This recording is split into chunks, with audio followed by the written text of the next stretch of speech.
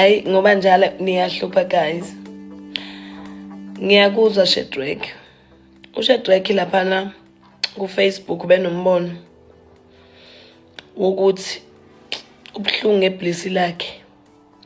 Ucela ukuthi ongcono ngibathathe bobabili. We guys,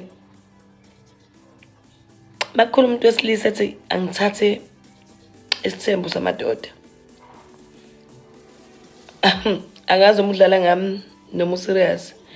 Why kufanele ngibathathe bobabili? Okwesibili nje uMayogathi ngeke ayivumele yonto.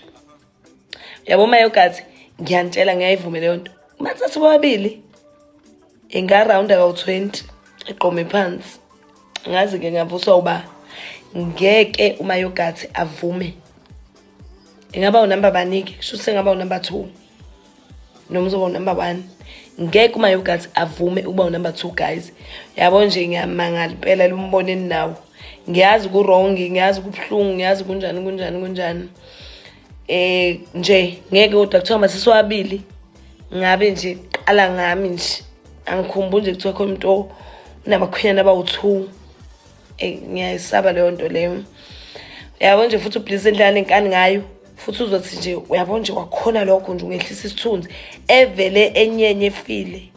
Wema. Yabo indlela enyenye ngayo. Angazi nokuthi nje uyithini lonto leyo. So ke lona nje usezothela usawoti phe kwesilonda uthi bathathu bobabili.